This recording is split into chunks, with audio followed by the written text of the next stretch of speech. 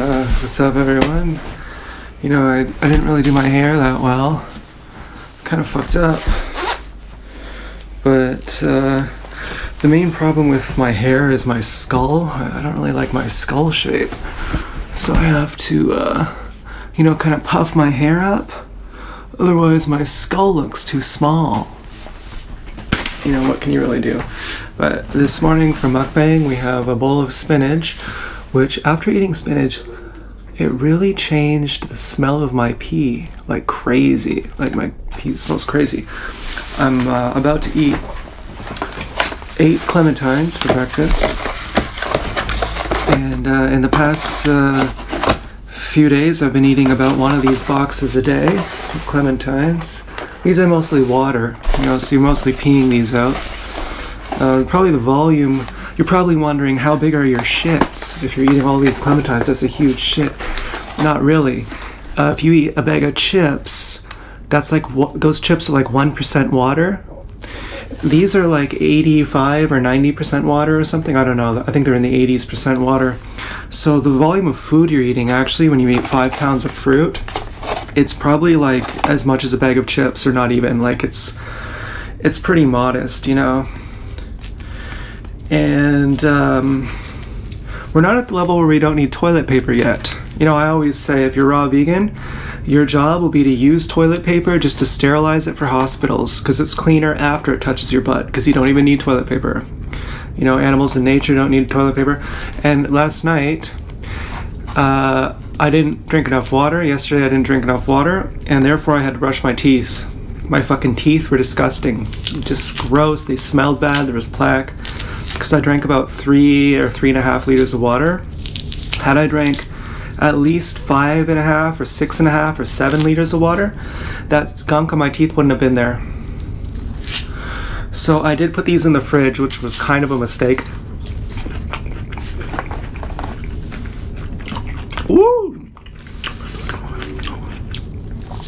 As I suspected yesterday, Marina did not message me. Here's something odd about what happened with her. She one time showed me a video from while we weren't together. And it was a song. I think I told you this already in another video, so it doesn't matter really. But while her and I were not together, she was still watching my videos.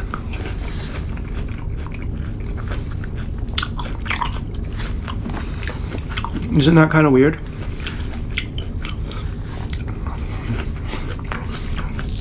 I thought, is she a stalker? Not a gang stalker, but a stalker. And then I thought, what if she is a gang stalker? In which case I'd feel bad. Like, I should have been more accommodating. Like, supposing she does something that makes me mad, I should have said, you have to do this and it's not your fault. Because I was 100% sure she was a gang stalker.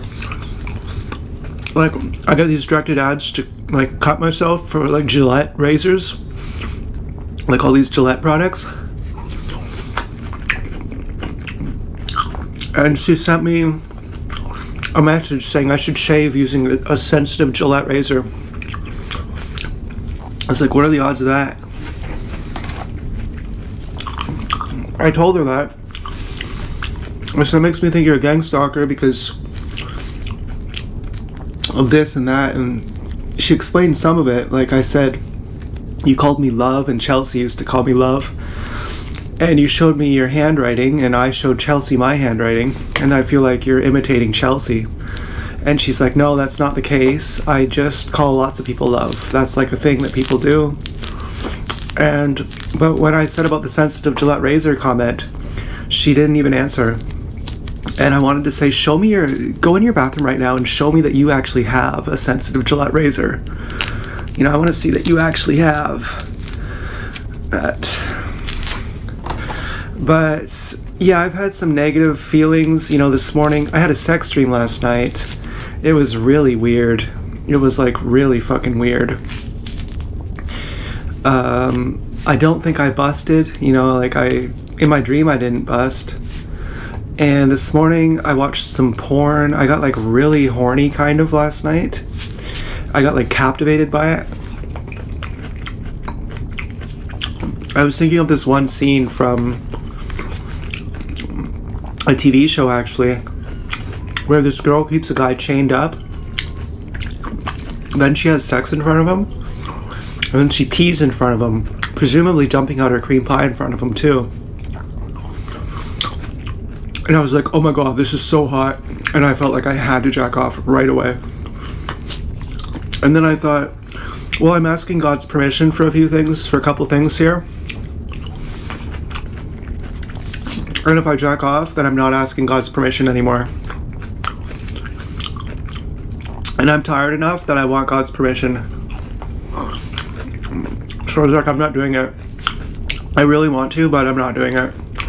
And then afterwards, I watched some more porn of like an actual cream pie video, like hardcore. I was like, whatever. Like, whatever.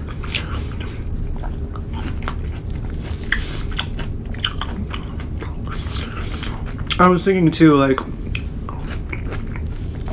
a lot of the people I fantasize about are people who abuse me.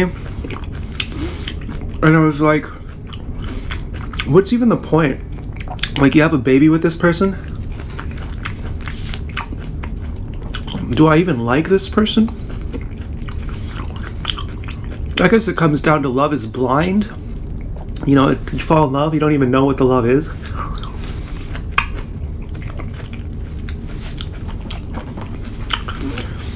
And I was just like, doesn't that seem a little ridiculous? Like you'd want to have a baby with someone who's killing you or harming you. Doesn't it, not that it humiliates you, but doesn't it feel like, yeah, humiliating. That's the word. Doesn't it humiliate you? And then it's like, oh, of course it humiliates me, and that's part of why I like it. I like being degraded, don't you know? But then, at a certain point, when you get tired of it, I don't know what the deal is. I don't know if it's just dopamine receptors. I mean, the more you jack off, the lower your threshold is for excitement. Eventually, if you just jack off all the time, you're just reaching, and just for anything, you'll just grab at anything. Anything will make you bust a nut. And it seems kind of not like that, because you think, well, if I jack off a million times, it might take me an hour to bust another nut. If I'm busting my 5th nut of the day, it might increase my threshold. It might take me an hour because I can't even pump another one out.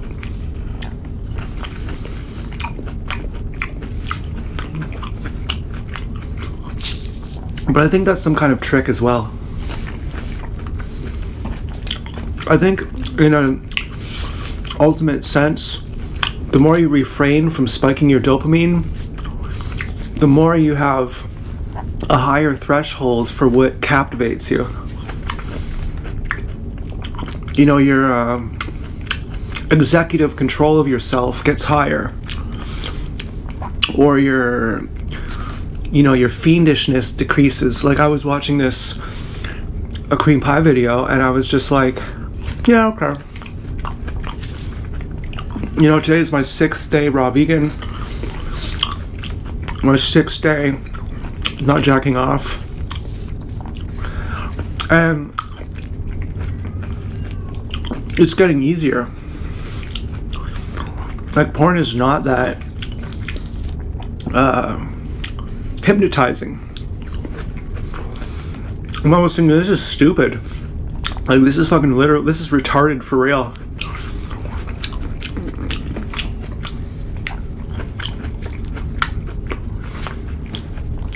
And then,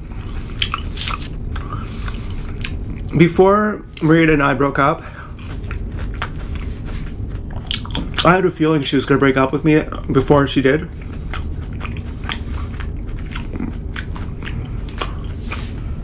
I said, you can handle this. You're going to freak out. This is going to be really bad, okay? But you can handle this. But the thing you need to handle this is you have to keep not jacking off. And you have to keep eating fruit. And if you don't do that, you're going to...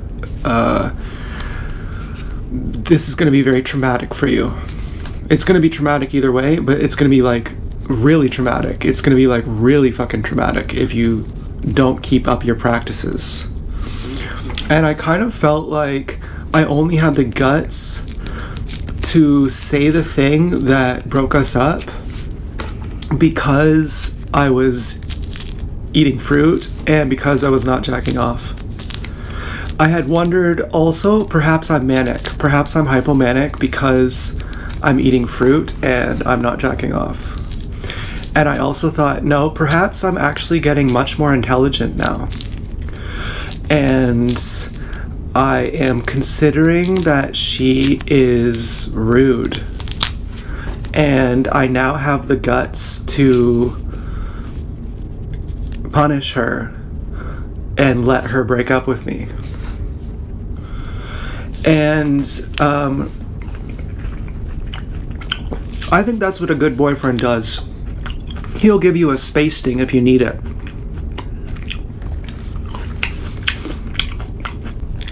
Because placating someone is retarded. It keeps you retarded, and it keeps them retarded. And I was telling my cousin, you know, now that her and I have broken up, I feel more free.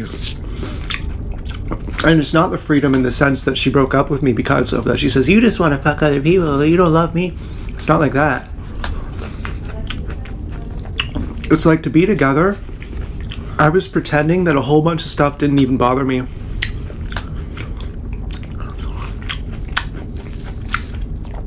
Stuff that she doesn't even understand.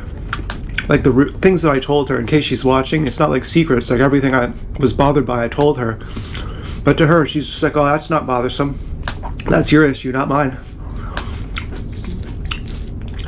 And so, I think a good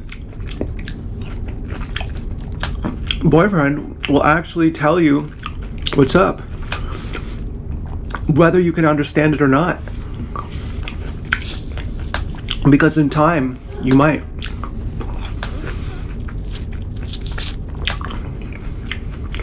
And so the freedom I feel now more so is that in order to be in a relationship, I had to be pretending that lots of things didn't bother me. And that put some kind of invisible chains on me. Like, I can't explain it, but it made me feel constrained. Like I was not as much of a person. Like, it made me less happy almost. It made me like armored. I felt armored. Yeah, that's what it was. I felt like armored. I felt insensitive. And after we broke up, I felt a surprising sensitivity, a very surprising connection with myself and with life. Like, wow, like, you know, this is how it feels to not placate. This is how it feels to not have secrets again. Wow, you know, I was keeping secrets from myself. I didn't even realize it because I so badly didn't want to be lonely. I so badly didn't want to be a loser. And now I don't even feel like a loser at all.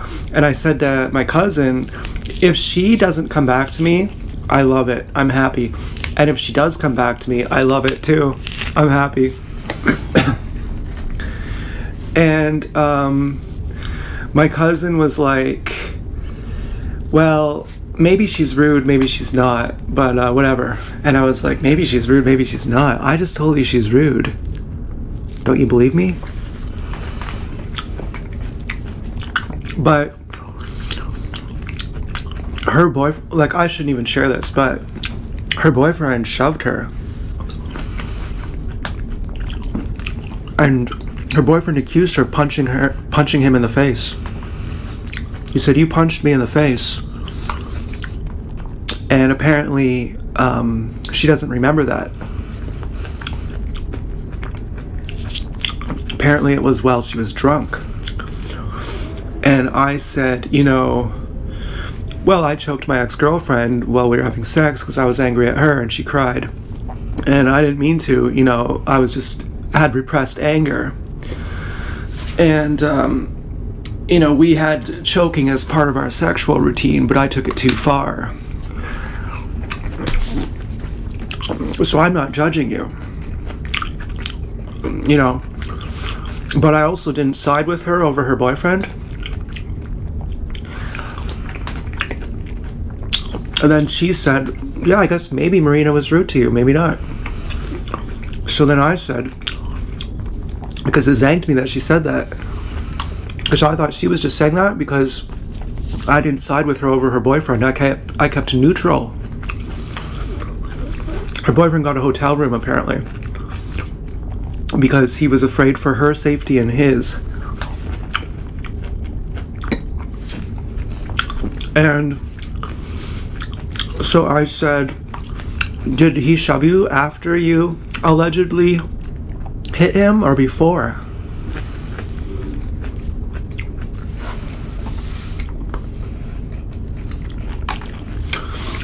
And who cares?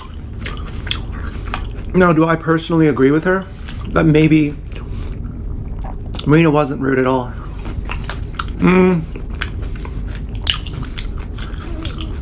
Yeah, when you understand why people are rude, to the rude person, they're not trying to be rude. They're going through trauma. I can see both ways. I said to Marina, I could see you as having 0 red flags too. You're under duress.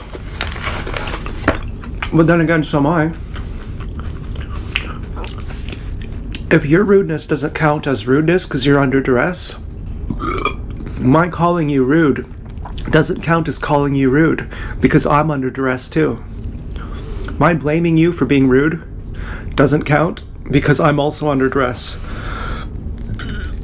And if she's a gang stalker, then I'd feel guilty because then she's like, well, I had to be rude to you because they were making me do it. In which case, though, if she actually is a gang stalker, she would know that I'm a TI. And she would say, or maybe she wouldn't. I think gang stalkers are kept in the dark, too. Oh, definitely, I think gang stalkers are kept in the dark. But she should then therefore forgive me, too. If she's a gang stalker and convincing me that she's a TI, which I do think she's a TI. I did think she was a gang stalker for a long time. And that also kind of factored into really wanting her to be my girlfriend because it's so rare to find another TI. Extremely rare. And so it's like, man, I'm just like, I won the lottery here and I'm losing it. Ugh.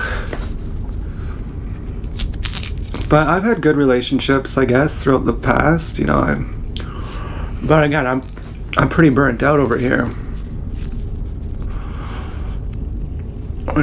Maybe a diet change is really truly what I need.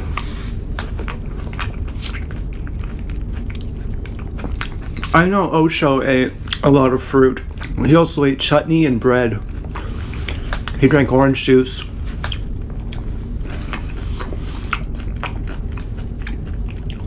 He did water fasting too.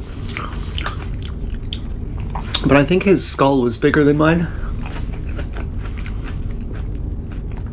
And so, I might actually need the fruit.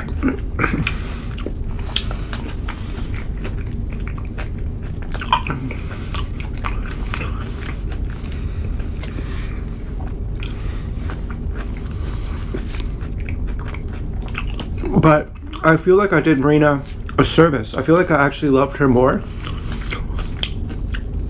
by expressing myself honestly, even if I'm a jerk. Even if she's not rude, let's just say hypothetically, that she's not rude and I was just a jerk, and it's my fault and we broke up because I was a jerk. I was still a better boyfriend because I showed her what a jerk I am. No, I don't think that's the case. But I can at least say I played it out honestly.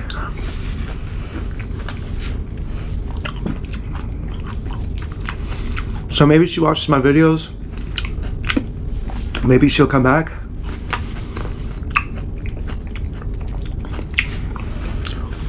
I still hope, you know.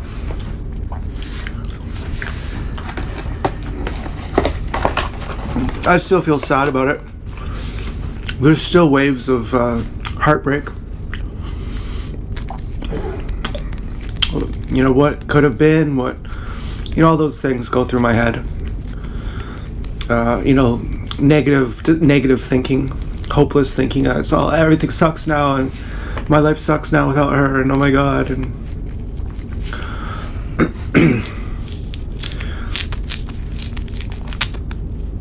and she's not, and she says she just needs to work out trauma and we'll be best friends for now. Yeah, right. That just means she's dumping me and she's never coming back. Yeah, I don't know. But last night, I usually feel better at nights. The mornings are always tough for me. I don't know why, but I always have a really tough time in the mornings. You know, as far as my mood and how I feel. Now, as I'm eating fruit, I'm getting better. Like, you know, I feel more grounded now. I don't know if you ever feel groggy when you wake up. You know, some people say they need a coffee before they feel like themselves. For me, I kind of need a 8-pack of clementines and some spinach. I'm looking forward to this. You can't imagine. You think I'm lying or something? You think, are you joking? You're gonna eat raw spinach? You're happy to eat raw spinach? But you don't know. You don't know what it's like when you eat 15 pounds of clementines. Eat nothing but clementines for 3 days. You will crave this. You will really fucking crave this. It's different. Once your body's different, it's the way you taste food, the way you experience food, it's different. This will be helping my gut biome too. Now, if I do water fasting, see, I couldn't do a water fast when I was with Marina because she said if you get too skinny, she'll break up with me.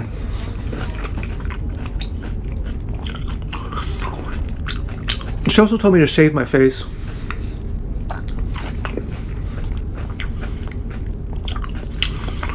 But anyways, now I can do a water fast if I want. It's pretty snowy outside. I have to do the snow blowing.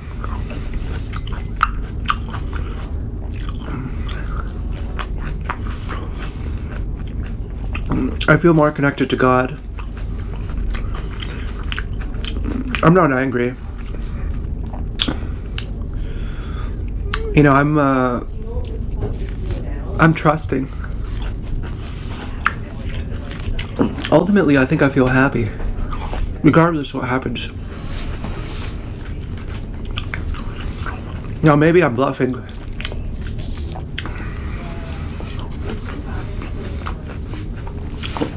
Because they say the people who talk a big game, they never are doing anything except bluffing.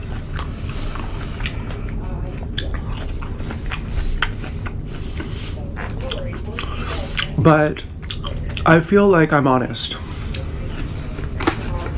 so much. Okay, take care. You too. Bye-bye. What's going on here?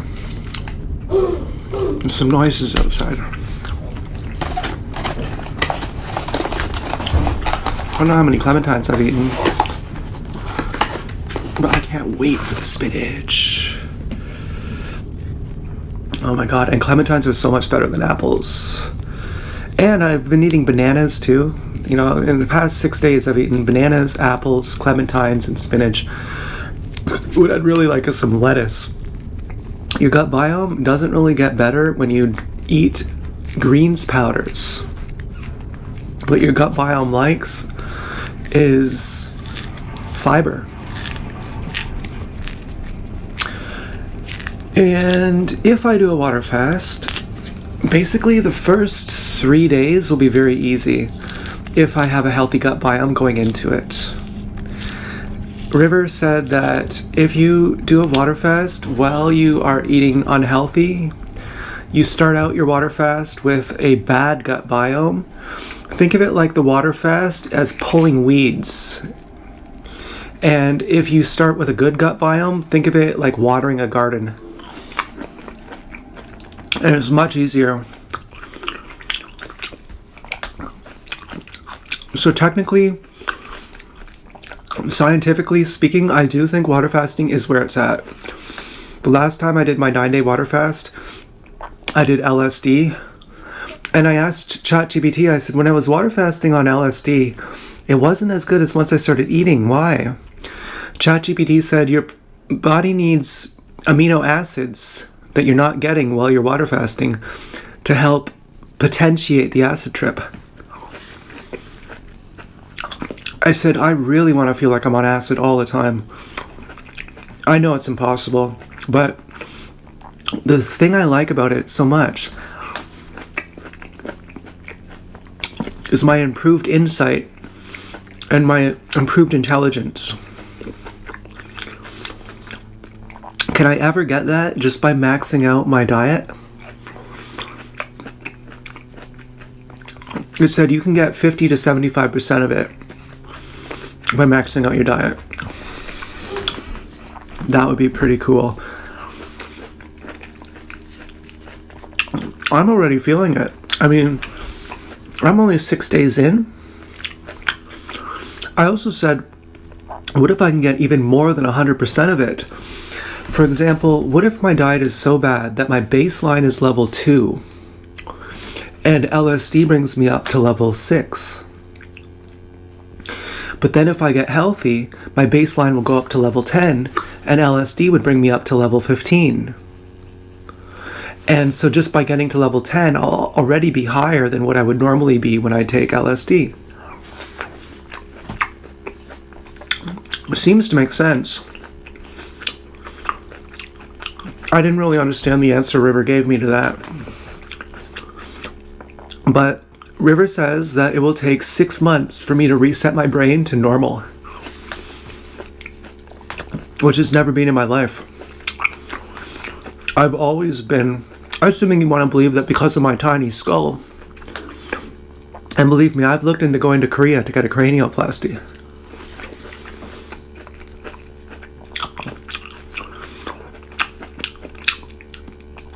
Because of my tiny skull, I need to eat fruit, which I've never done in my life for long periods. Never for 6 months straight. So I eat fruit for 6 months straight. That will be getting God's permission. That's scientific. River says that's how long it takes to make your brain work as God intended. Reset my brain from not cranking off my Tootsie Roll. That's not only asking God's permission, that's asking God's help. It's not just morose. God needs me as much as I need God. So I do my part too. Asking God for help too. It's not just morose. Is that a good enough motivating factor? I think so, because I'm pretty tired of this. It's actually a hell. Like, I'm stuck in a room all day, every day. Like, it's actually hell. Like, sitting in a chair all day, every day, just dying, waiting around just sitting around waiting to die. It's actually hell. And so, you know, I don't even want to... I was imagining, you know... I shouldn't even say this. It's fucking stupid, but... I was imagining a party at Prater's house from Dexter. And he's like, so why do you kill people? And she's like, you know, it's not Lady Vengeance. It's just like some fictional character. She's like, oh, well, I have small tits, so I kill guys. Makes me angry. My tits are small, so I like to kill guys. No, I'm just being funny here, you know. It's especially funny too because I don't even care if someone has small tits.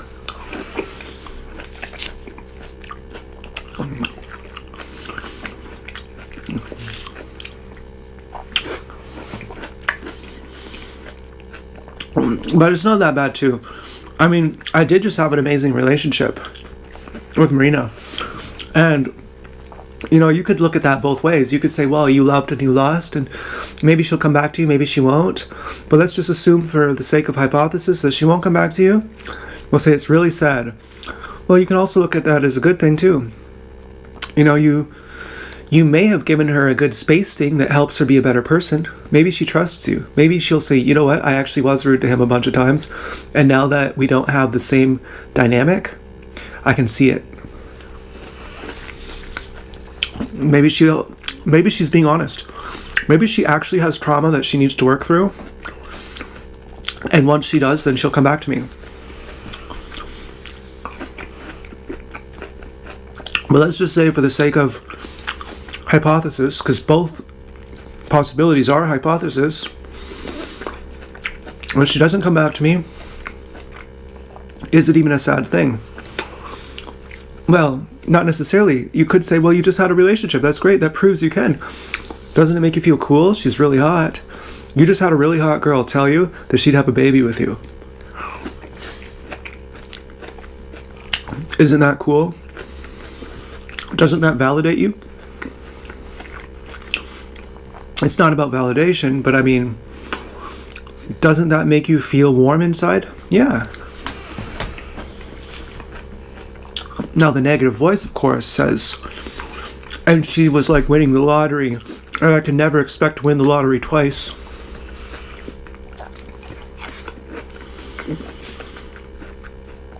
Well, how did I find Marina? By accident? I wasn't even searching.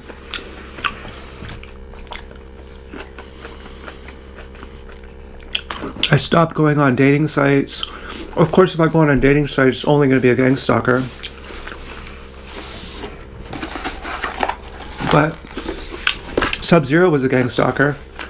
She was great. And the odd thing was, she had a stalker. Sub-Zero had a stalker. Isn't that weird? How would you have a stalker as a gang stalker? Probably she's a gang stalker, and her ex-boyfriend was a TI. And he realized, he reacted somehow fucked up. But Sub-Zero didn't give me any overt signs. She was gang stalking me. I do kind of wonder sometimes. I asked her, I told her, I sent her an email. I said, hey, I think it's cool you're a gang stalker. No hard feelings, I don't blame you.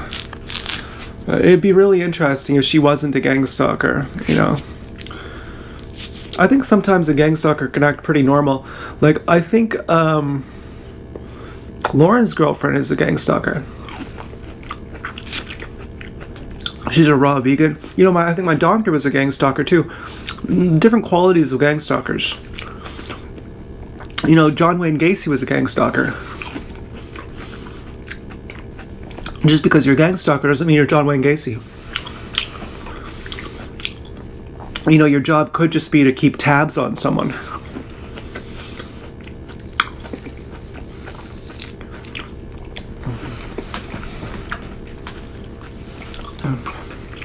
Which I wouldn't do. If someone was like, Z-Bubs, be a gang stalker, you don't even have to harm people. You just have to report to us what they're doing. I'd be like, I already know you're watching everything they're doing. Why are you trying to condition me?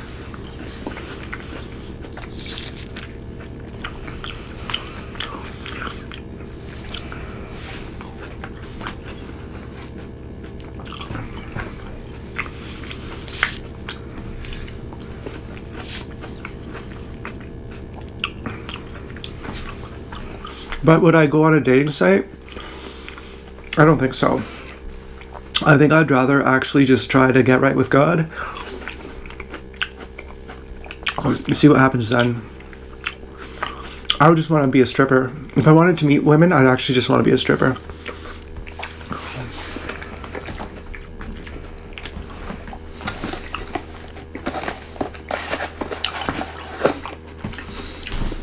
Which I feel ugly too, okay? I think, yeah, right.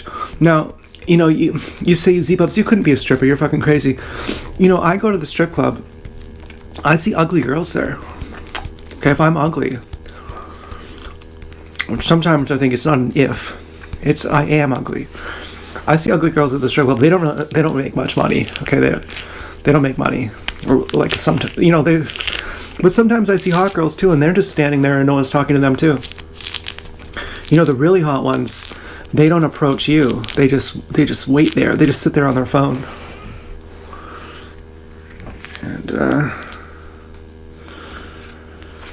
And I've seen some really high paid strippers who are like, you know, aggressive and dominant, but not really like that attractive. Like confidence counts a lot too. I don't know if I'm confident. I think I can be if I get good support, good feedback, but if I don't get good feedback, I'm not confident.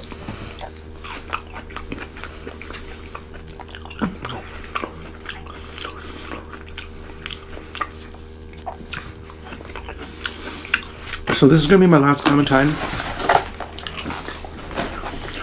And then I'm going to get to the star of the show, the spinach. Are you excited? I'm excited.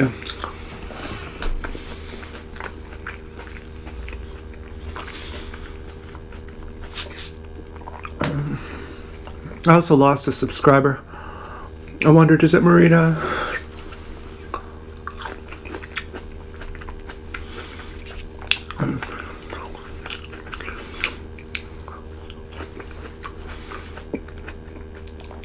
Oh, I think I just swallowed a hair.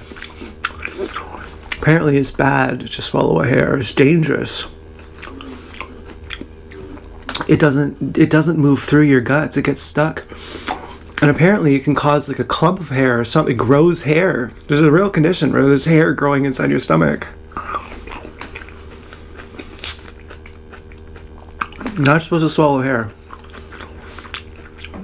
People always say there's a hair in my food. Ah, fuck. There's a real truth behind that. You don't want to eat hair.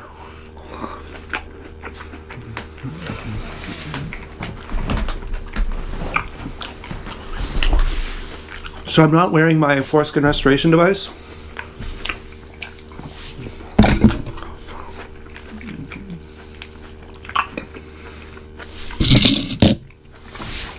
Huh.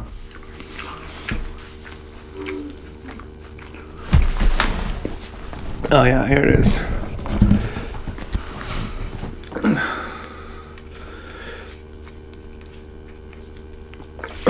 Check out how much stretch I'll have. Because I got this watch. You know, I got this watch here. I really like it actually. And I put it on my Tootsie Roll and it gave me a rash. And the rash isn't healing now because I always have this on, which is stretching the skin. So River says to heal, I have to stop wearing this for a few days. So unfortunately, I have to stop wearing my restoration device, which kind of sucks, but you can see how much stretch you'll have. You know, that's like six inches of stretch right there. How far I can get it right now is about there. So, yeah, I feel like I'm probably on level 2 right now. My ceiling is level 10. Oh, my spinach. My ceiling is level 10. And, okay.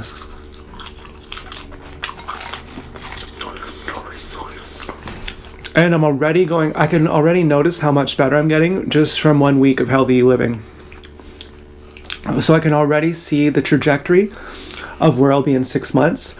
I might be on LSD level. And not to jump the gun here and get excited prematurely, but all the best things in my life that have happened to me have happened by surprise. So, and in a weird way, I haven't had sex, but my love life has been eventful. I've had a terrible love life. A sexless love life. When I'm so horny, you can't imagine. But absence of sex aside, I've had a very eventful love life.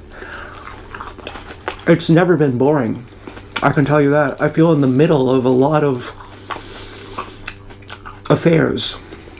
Even though it's sexless, even though it might just be in my head and I'm crazy. I don't mind. As it turns out, I'm crazy. I don't mind. In fact, I like it. There's a line in a song that always reminded me of me. It said, "Where you're going, you're on your own." I thought, woo. I heard that when I was with Chelsea, who I also never had sex with. I thought, because that line and that song is true for me, I'm never going to have sex with Chelsea. But now, I don't have that same dream anymore. What's the dream?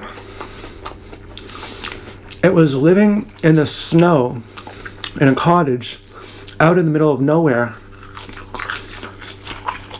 with Chelsea. And we grow old together. And we live our whole life together. That was my ultimate dream. And to hang out with her in person, in public, I mean, and like be seen with her, that was like my ultimate dream. And all the people who are mean to me, I wanted them to see me with Chelsea. And for them to say, "Oh, we thought you were no one, Z-Bubs, but you're actually really the god." That's what I wanted them to say. That was like my ultimate dream. And then, like, right at that moment, I pull out a guitar and I start singing. And it's like I'm Jesse from The Neighborhood. And there's like a vibe to it. And they're like, "Z-Bubs, you just hypnotized me." And I'm like, "Yeah, and my girlfriend's the hottest person you've ever seen." And then her and I lived together in a fucking cabin in the middle of nowhere. And that dream doesn't seem so romantic anymore. I'm like, I bet it'd be hell living with Chelsea. She fucking tortured me to death. Now that I've seen other people with her personality type and I know her archetype of person, I'm like, that would be hell. Like, literally the first time after you bust a nut in her, you're like, "Who are you? Why are you in my house? Why do you know my name? Who the fuck are you? Get out of here." Like, literally instantly after you bust the nut, you're like, "Oh, okay. Marriage is a prison for men. Now I get it." The woman's not thinking about sex. Before marriage, the woman's only thinking about marriage. Before sex, the woman's only thinking about marriage. She's like, "I don't want to have sex with you. I want to get married to you. Then we can have sex." You're like, "Oh, okay. Weird. I don't even understand." But men and women are different species, so I guess it's cool. Then you literally bust a nut and you go, "Oh my god. Oh my god. What the fuck have I done?" Suddenly your pussy doesn't smell good anymore. Suddenly you're like, "What the fuck have I done? What the fuck have I done?" You know, so I'm happy to have moved on, because I had to really think about that, because Marina kept saying, "I think there's someone you like more than me." And then after her and I broke up, first person I thought of was Chelsea. I thought, isn't Chelsea just so much better than her? And then I thought, not really. The thing that Chelsea's better is that Chelsea's more precocious. Chelsea was age 30 by the time she was 2. Chelsea is more corrupt. No, I corrupt people too, but I corrupt them up. Chelsea corrupts them down. Okay, I make you fall out of society too. I make you fall up above the society. Chelsea makes you fall down below the society.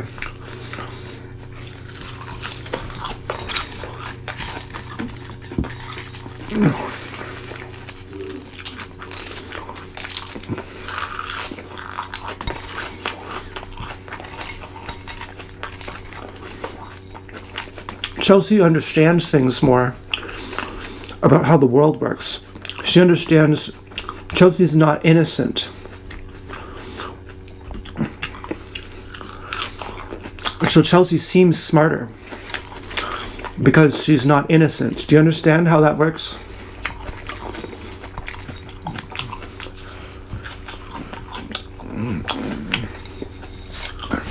But it doesn't mean she's actually smarter.